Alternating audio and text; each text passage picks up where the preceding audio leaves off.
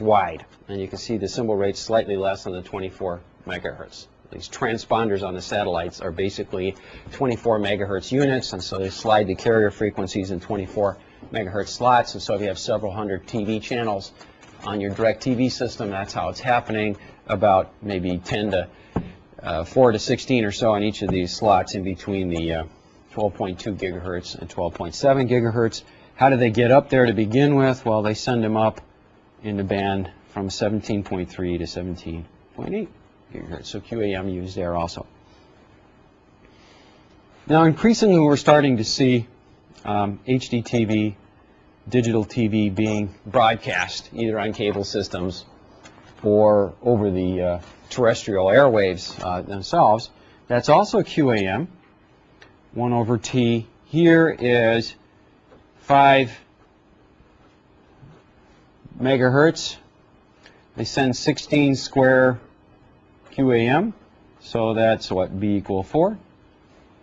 And the data rate then is roughly 20 megabits per second, and that is enough to carry one television channel. The carrier frequencies F sub C are the usual TV channels, 52 megahertz plus I times 6. So used pretty heavily. If you have, there's numerous other examples. If you have a GSM phone like I do, why did I get that? Well, because I can use it anywhere in the world. Unfortunately, the wideband CDMA stuff is Korea and the United States where you can use it. But if you got one of these things you can take around. It uses QAM also. It's actually only 1 bit per symbol, 2-level transmission with a symbol rate of 272 kilohertz. And they have actually 6 to 12 users all sharing the same carrier frequency for the so-called GSM phones. And those all use the, depends on which country you're in, but they either use carrier frequencies in the band of 1.8 to 1.9 gigahertz, or in the United States, sometimes they use the 900 megahertz band. There's some frequencies allocated there also. So QAM is pretty heavily used in wireless, wireline applications. Yes, sir. So what is the I? That's just an index. So the TV channels in the North America are spaced by 6 megahertz. So if you take 52, that's channel 2 on your dial, and you go to channel 3, it's 58. That's the carrier frequencies for these systems, and then they just continue up every 6 megahertz. There's a gap for the FM band around 88 to 108 megahertz, and then they start again on the other side and continue after that, up to several hundred megahertz for the terrestrial broadcast channels, and those are the same ones used on the cable system.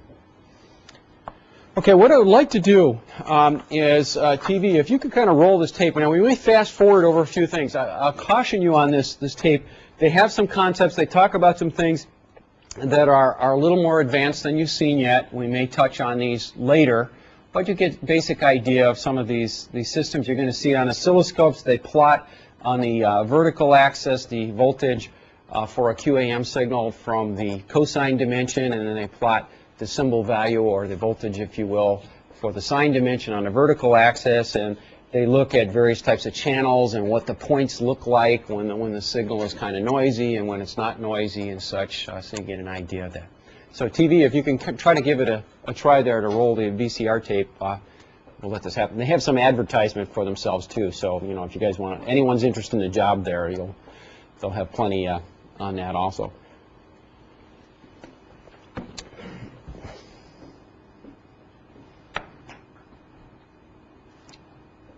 Hopefully we have the audio too. They explain this as they proceed.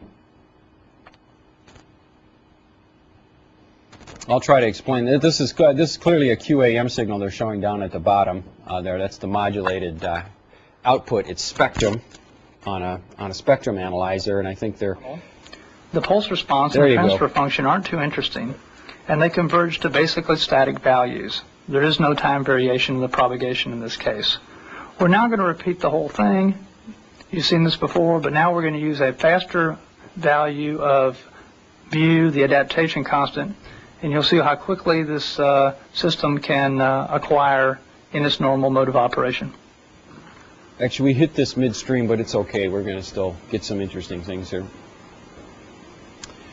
You can see down the right We hand. now look at a more interesting case, one in which a multipath channel distorts the transmitted signal. We first look at the signal spectrum and see a large notch. This notch is produced by an HP signal generator. It has a depth of 25 dB. That's the We would channel hope up there that on the the top. equalizer would act to compensate for that notch by building a resonance in that frequency band. Again, we look at the triad of all signals, That's the channel impulse and we're going response to use a transfer mu function small lower enough so that left. you can see the adaptation You can process see the occur. constellation is really Again, bad on this gain channel. control, You can't see the points. baud There's rate too much acquisition, noise, too much blind distortion. That's equalization, on the right. carrier tracking acquisition, and thin decision direction are the steps this demodulator will take. You know, what they're doing is basically they're And trying to we have remove acquisition. some of the distortion. Notice It's that the gradually getting constellation better points in with this their system. case are a little bit fuzzier than you saw them before. We'll discuss this in just a moment. We'll now show you individual displays, starting again with the constellation display.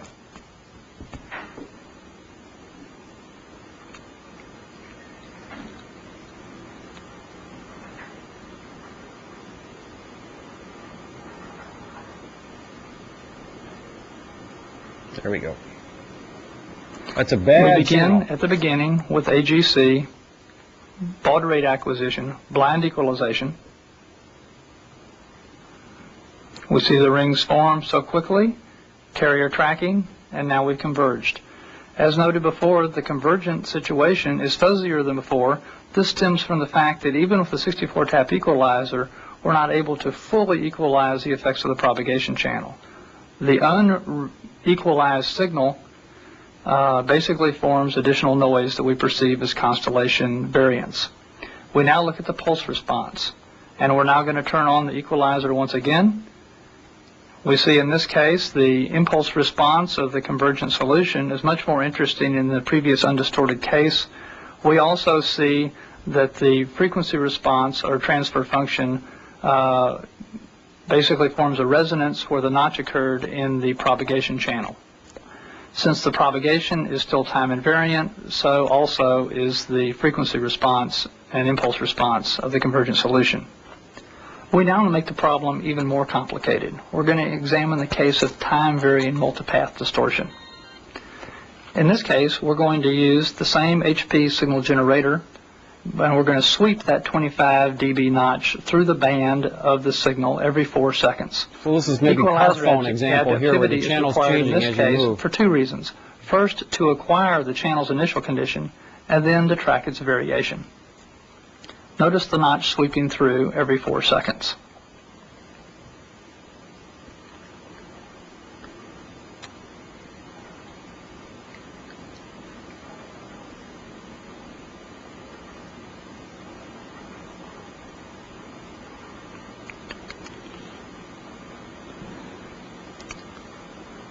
You can see the unequalized signal constellation, gain control, carrier acquisition, baud acquisition, blind equalization, and now decision direction. And you see it breathing as the notch moves through the signal spectrum. The variance is worse when the notch is on top of the carrier, least when it's at the band edge. Okay, TVA, we probably had enough here. This As kind of gives before, a we're basic now going to idea. go examine. So you can see they were showing the constellation. Obviously, it wasn't a bunch of tightly packed points because there's noise. A variety of different types of noise are been generated by the wireless channel. Some of it caused by movement, some of it caused by multiple paths between the transmitter and receiver, which are interfering with one another. And so those dots kind of look big in the constellation. And what that's telling you is you probably, given those dots were pretty big, why did they use 16 QAM? Well, if they tried to use any larger number of points in that constellation, they would have merged into one another. It would have been very hard to detect the different messages. You could barely make out that it was indeed 16 QAM because there were these little gaps. So that's giving you an idea that you'd have a reasonably low probability of symbol error that we've just studied, but you probably could not send more bits per dimension than 2 here or 4 bits per QAM symbol. Now, if they were very tight points, you might be able to send 64 or 256 or maybe even a larger number of points in the constellation. So again, QAM is used pretty heavily in transmission. Now that tape is kind of a nice segue into where we're about to go in EE379A, because the next topic we're going to get into is actually more basically on QAM. It will also apply to PAM. But what is going to happen is we're going to begin to consider real channels, not just an additive white Gaussian noise channel that passes everything without distortion, but some kind of channel that actually filters the signal itself. You heard them talking about something called an equalizer on the tape. And an equalizer is used basically to try to remove some of the distortion in the channel itself. We'll still have the additive white Gaussian noise, but we will have to deal with the fact that now our transmitted signals have been distorted. Okay, now what we would like to do, perhaps, is reevaluate transmission in terms of the basis functions that are used through the channel, and actually look at the minimum distance where it would really be important would be right here, right at this point. We might have great minimum distance between the points transmitted here, but they go through the channel, they all look like one another, then that's not helping very much. What you would really care about would be minimum distance at that point. Now these types of designs that change the transmit signals to make sure that the minimum distance is as good as possible at this point in the channel are basically the subject of EE379C. So we're actually not going to cover that in 379A. However, what we can do is try to undo this channel over here at the receiver. We can say, okay, this distorted the signal, but let's see what we can do. We can't change the transmitter. We're the receiver, okay? We can't control the channel necessarily. We really can't tell the transmitter what to do. It might be somebody else's product. We're going to try to do as best as we can in a receiver within a reasonable amount of complexity to try to restore the integrity of the signal. And it's not so much the Gaussian noise that's going to hurt us, it's going to be the filter in the channel itself. Now in order to get there, we're going to need some more sophisticated signal processing analysis. So we're going to take a digression for about 2 or 3 lectures. We're going to look at a bunch of basic concepts that have to do with how do we model a channel if there are QAM signals passing through it with 2 dimensions, a sine dimension and a cosine dimension.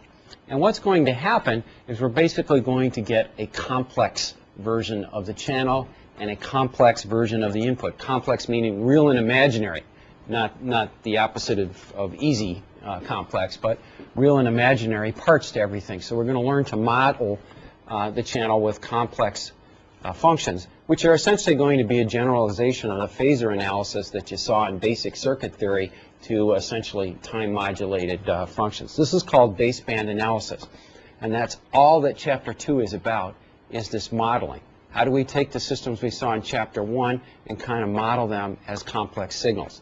Once we have them modeled as complex signals, we're going to be able to apply a theory that's in Chapter 3 that tells us what to do with the receiver. So we're going to get there as to what to do about the channel, but for a few lectures we're just going to spend some time on how do we actually model that channel with complex signals. So that's Chapter 2.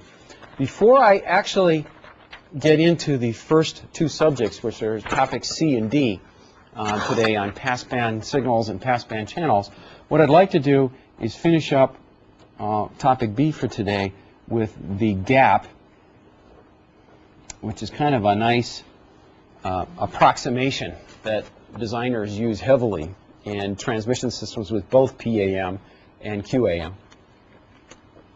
Now the gap is actually, the first time I saw it used was, there's a guy who teaches similar courses at MIT. His name is Dave Forney, a buddy of mine, and he introduced this concept at least 25, 30 years ago. First off, I should mention it's not a clothing store. That's what everyone thinks about when they see gap these days. I don't think it existed at the time he used the acronym, and it applies to PAM and QAM systems. So the question that we ask in setting up this gap and how is it used is what B bar equal 1 signal-to-noise ratio, so in other words, signal-to-noise ratio for B bar equal to 1 gives a probability of error, some specific probability of error. I'm going to use 10 to the minus 6 here as an example. Well, you probably remember from last lecture, or if you didn't, you could go and look at the Q function tables in the appendix to Chapter 1, and you would see that the signal-to-noise ratio in this case has to be 13.5 dB.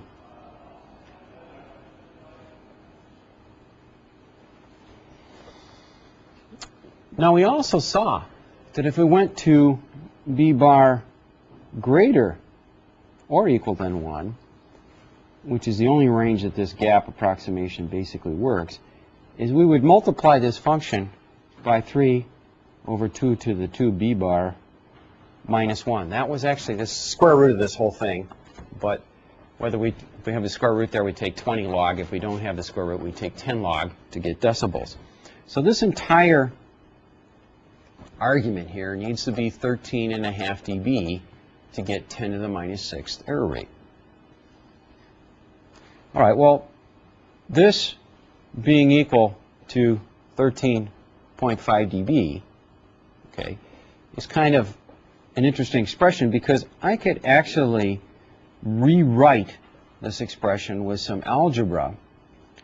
And what I'm going to get, without taking you through all the boring algebra here, but I'm essentially just reversing the equation, is that B bar, right here, solving this, is log base 2 of 1 plus the SNR divided by some number, which is essentially this 13.5 dB here minus 10 log 3, which works out to be 8.8 dB, but I'm going to call that 8.8 dB gamma, and I'm going to write it as a ratio. Now, if I'd use decibels, I would take 13.5 dB minus 4.7, I'd get 8.8. The gamma is 8.8 dB. If I actually write it in this form, this is not in decibel form. Okay, this log here has to do with the 2 to the 2B bar. It has nothing to do with the 10 log that's used in writing signal-to-noise ratios in decibels. So I write it in this form. If I had a signal-to-noise ratio of so many dB, then this would look like 10 to the SNR over 10 over here, and this gap would look like 10 to the 0.88 if I were to actually stick it in, because that's how I convert decibels to non-decibel quantities, is I take 10 to the decibel quantity divided by 10. All right, so I could stick those into the formula. This is a very, very nice formula.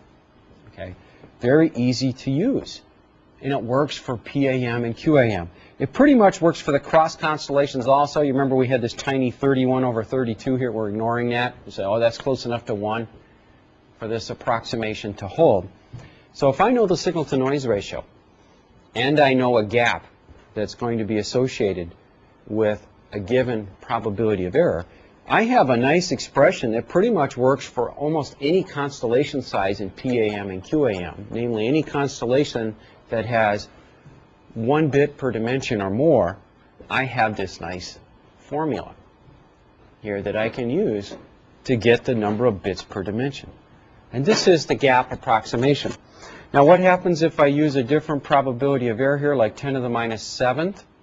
Well, I need a higher argument in the Q function. Higher signal-to-noise ratio, lower probability of error. And so I'd have 14.2 dB instead of 13.5. My gap would change. It would be 9.5 dB in that case, this number. But I can continue to use this formula. This number gamma is what's called the gap. Now, why do we call this the gap? Okay. The reason is if some of you took 379B, you've already seen this, because I know a number of people took it out of order. But there's a famous formula called the capacity for the additive white Gaussian noise channel. And what it represents, and I'm not going to prove it in this class because we do it in 379B instead, is that the maximum B bar that you could ever get on an additive white Gaussian noise channel, bar nothing, the maximum data rate that you could ever get on this channel follows a formula that's 1/2 log base 2 of 1 plus the signal-to-noise ratio. And this is due to Claude Shannon in his famous 1948 information theory paper. It's called the capacity of the channel itself. Very simple formula also for the additive white Gaussian noise channel. What we see with PAM and QAM is the difference between the two formulas is this gamma. Okay. This gamma necessarily is always going to have to be a quantity greater than 1. If this is an upper bound, okay, there's no way it could be less than 1. Here we see it's quite a bit above 1. It's almost 10 dB here. Okay. What it's telling us is there's a gap or a loss. For all PAM and QAM, it's the same gap at any probability of error, but it represents how many dB I'm losing with respect to the best I could ever hope for. If I know the gap of the transmission type, and PAM and QAM are characterized by a number of gaps, and we've